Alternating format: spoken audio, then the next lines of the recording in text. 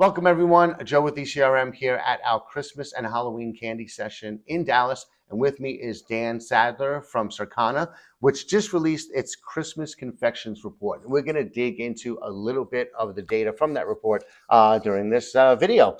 So thanks for joining us. Thanks for having me. Let's start with the overall food and beverage trends. What just to kind of set the tone, what's happening? So I think we saw, we know consumers right now are struggling a little bit. Mm-hmm. I mean, we do a lot of survey work. You can see even consumer confidence is pretty low. Mm-hmm. So we did see consumers were making choices during the holiday season. I mean, we saw that discretionary spend was down a little bit during the holidays, and they splurged on, good moments for the household. So that's kind of just some of the overall trends we saw. They're picking their spots. Yep. Everything's. Yep. I see. Look, I live in New York. Everything's expensive over there. So, maybe I'll spend some more on certain things that I really like that are good, and then other things I'll just leave on the side. I see that $9.99 pound of ground beef. You're like, I'm passing this week. Yeah. So lots of other alternatives. So, so how does that blending into the confections area? So overall, when we look at confections, one of the things we saw, is it performed. We were down a little bit, right? Volume was soft, about 4%. We did see consumers, gravitate a little bit more towards chocolate candy this season, which was a little bit of a difference from last year. But one of the big trends we saw and we talked about is just price is really becoming important to consumers. When we look at food and beverage compared to confections, we see that when we break down price change, increase, decrease, whatever it may be, we look at two components. When we kind of decomp that, we look at change in actual price of products, and then we also look at consumers just shifting their spend from like maybe a higher price to a more premium product, or maybe different sizes. And when we look at total food and beverage, we see about a 40-60 split. 60% of the change being due to just price increases, 40% just a change in mix. Confections, it's more like an 80-20, 90-10, where we just see price is really driving that change. So, and we see it in just even price sensitivity. We're just seeing consumers just more price sensitive, especially during the seasons as they have to make choices. And right now, confections is something that consumers are just responding a little bit more to price. What's interesting about that, and this is something I've been hearing a lot lately. I heard it here at this session. I heard it at our convenience session. Is this whole thing with Dubai chocolate? Yeah. Right. It's a big trend. Yeah. It's all over TikTok. People are really getting into it, but also it's expensive chocolate. Yeah. So they're trying. I was talking to somebody yesterday on the bus on the way to our offsite dinner, where they're coming up with different ways to address that, like smaller chocolate bars, entry prices. Yeah, because the guy's like, well, why do I want to make something that someone's going to buy once a year because it's so expensive?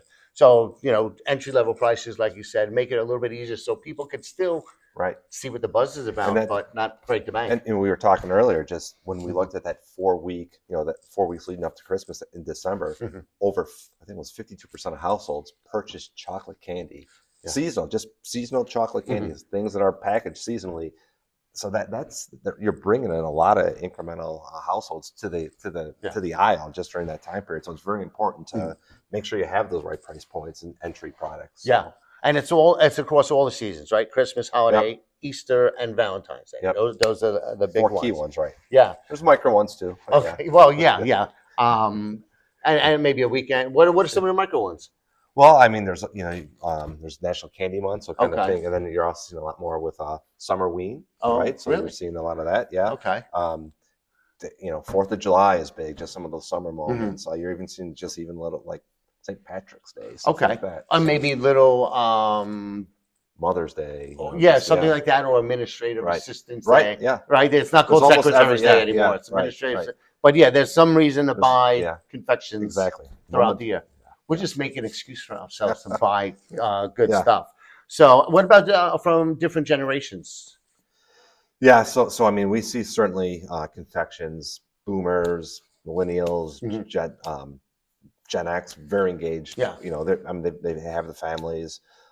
Boomers continue to also. They got grandkids and kids. A lot of buying power, right? Yeah, among those groups. So certainly, you have to, really, as you think about messaging and who your audience is, yes, Gen Z is important, Mhm. Alpha is going to be important, Mhm. but certainly, you got to remember right now it's still all about Gen X and Yeah. our boomers and millennials. Yeah. Well, we got the money, but you got the Gen Z and millennials are the ones on social Right. media that are going to buy Right. something and promote it. So you Right. got to, Right. you want to kind of hit both in different Right. ways. That's where we talked about TikTok Shop, where Yes, that's it's actually probably a your good next, segue. Yeah, yeah, ecom, yeah, ecom. I know it's been steadily growing, but it seems like now especially with TikTok Shop, ecom is just taking a big jump. yeah. We're seeing it in confections too. Just again, still a small segment overall compared Yeah. to some of the other retail channels, but gaining share every holiday. You'll see just 2-point increase share wise, but yeah, certainly big. And then just now you add TikTok Shop to that. And it's also other thing too is just a lot of trends you can identify with TikTok Shop. Yeah. I mean, just you can see all the gifting activities and just give inspiration for what's kind of next. I've never bought confectionery products online. Neither I. Never. So I mean, I don't need. I live by myself, so it's not like I have kids or anything like that. But I don't buy that much candy for myself in a store either. But I don't know. I personally have never seen it. But I could, as a gift. Yeah. Then I could see it, and gifts are doing well, especially online, right?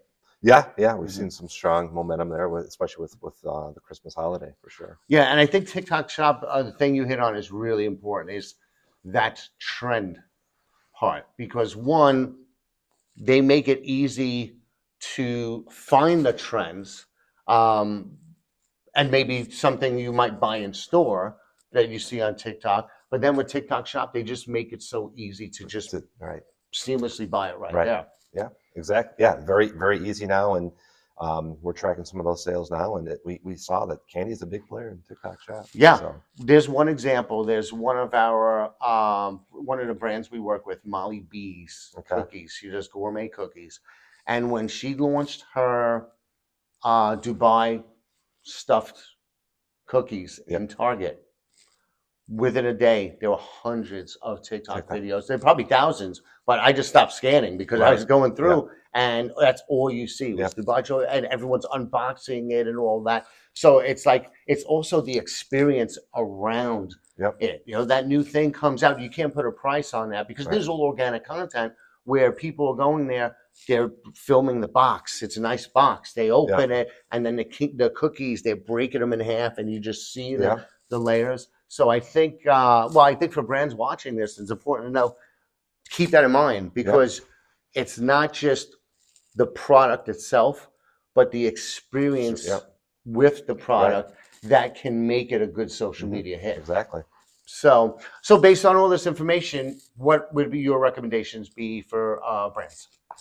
Yeah, we talked a little bit about, TikTok and social. Definitely pay attention to those trends. I mean, innovation is very important in confection, especially during the seasonal time periods. I mean, we saw some of the some of the dollar growth we saw within both chocolate and non-chocolate was attributed to new items, just new formats, new flavors, even just having a different packaging, whether it's now snowmen instead of reindeer. So just a lot of different innovation. There's a lot you can do with confections, especially during the season. I think that's one of the key things is just, keep innovating. Also just engage with consumers as early as possible during the season. I mean, Summerween's a great way to hit right away into head start to Halloween. And then, with, our winter holidays, Christmas, I mean, one of the trends we've seen is just consumers are engaging later and later in the season. We need to kind of get it with them earlier and just maybe somehow do events where, you buy something during Halloween and then you've got like 2 weeks to buy something, Christmas wise. So I think that those are a couple of key things that I would really kind of focus on to really kind of enhance that seasonal experience. Push that window a little bit early in whatever way you can. And again, social media would be a great way of doing that. Awesome. So thank you again. And everybody, you could just go to Circana's website for the Christmas Confections report. Thanks for joining us again.